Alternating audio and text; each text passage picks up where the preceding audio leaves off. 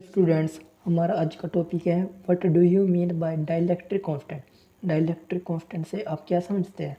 चलो देखते हैं डेफिनेशन में क्या बताया है। Dielectric constant of medium is the ratio of absolute electrical permittivity of medium to the absolute electrical permittivity of free space. इसको समझने से पहले आपने कूलम लॉ करा होगा। कूलम लॉ का रिलेशन था लास्ट में, force is equal to 1/4 pi epsilon naught Q1 Q2 upon R square. इसको हम बोलते थे के, कांस्टेंट आता था। ठीक है, ये डायरेक्टली का साइन हटाकर कांस्टेंट आता था। तो इसमें 1/4 पाई एप्सिलॉन नोट को क्या बोलते हैं हम?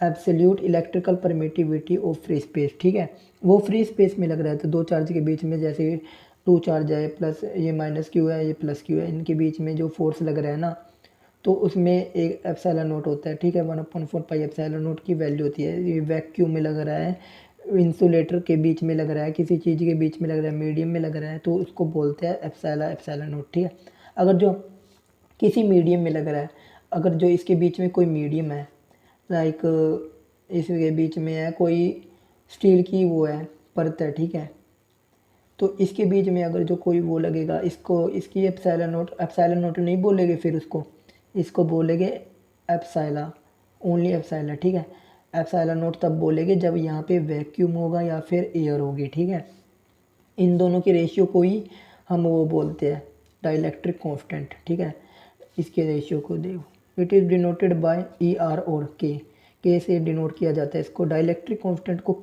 ई आर से और के से डिनोट किया जाता है mathematically. K is equal to E epsilon naught upon epsilon, sorry ये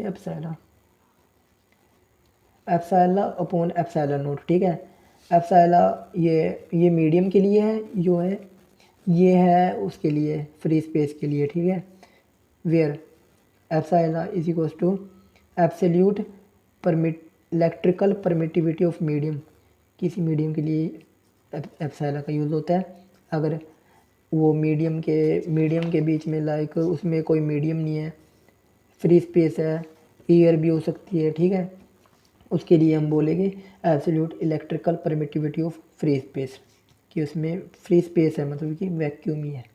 नोट द वैल्यू ऑफ के डिपेंड ऑन, जो वैल्यू होती है के इसकी डाइलेक्ट्रिक कांस्टेंट की वैल्यू किस पे डिपेंड करती है? नेचर ऑफ मीडियम, किस प्रकार का नेचर है। ठीक है, जैसे कि मैंने बताया था, मीडियम हो सकता है, कि इंसुलेटर हो सकता है, ठीक है, वैक्यूम हो सकता है, एयर हो सकता है। ठीक है, इसमें बता दूंगा मैं, यहाँ पे नीचे एक्सप्लेन करूँगा आपको। यूनिट्स ऑफ सिस्टम के किस यूनिट्स पे भी डिपेंड करता है। ठीक है, for example the value of के फॉर वैक्यूम में कितनी होती है? के की वैल्यू होती है 1। ये इंपॉर्टेंट है, बहुत इम्पोर्टेंट होता है बहुत। ठीक है, ये पेपर में आता है, आपके एग्ज़ाम में ज़रूर आएगा एक क्वेश्चन, 1 या 2 नंबर में। ठीक है, 1 नंबर में ही आएगा। आपको पूछ लेंगे वैक्यूम में के की वैल्यू, डाइलेक्ट्रिक कांस्टेंट या फिर के बोल देंगे। ठीक है, दोनों का मीनिंग एक ही है। के की वैल्यू क्या होती है वैक्यूम में, तो आप बोलोगे, आपका आंसर होना चाहिए 1।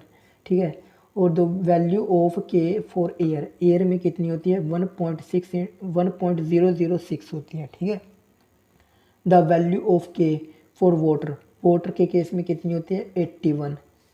एंड द वैल्यू ऑफ के फॉर मेटल की सरफेस में इन्फिनिटी होती है। ठीक है, इंसुलेटर, द वैल्यू ऑफ के इंसुलेटर के केस में 5 होती है इसकी वैल्यू, डाइलेक्ट्रिक कांस्टेंट की वैल्यू। ठीक है, द वैल्यू ऑफ के फॉर हाइड्रोजन में होती है 1.00026 होती है। ठीक है, ये आपको लर्न रखनी है ये वैल्यूज़। ठीक है, ये एग्ज़ाम में आने के बहुत ज़्यादा चांसेस होते हैं। ठीक है, 1 नंबर में वो ऐसे क्वेश्चन पूछ लेते हैं। ठीक है, और यहाँ पे ये पूरा आर्टिकल बहुत इम्पोर्टेंट है, इसमें डेफिनेशन, ये mathematical form and nature note भी कर सकते हो आप, ये डिपेंड पूछ सकते हैं आपको। ठीक है, अगर इससे रिगार्डिंग अभी भी आपके माइंड में कोई क्वेश्चन है तो आप मेरे को कमेंट कर सकते हैं, मैं अवेलेबल हूँ, मैं आपको क्वेश्चन का आंसर कर दूँगा। ठीक है, थैंक यू।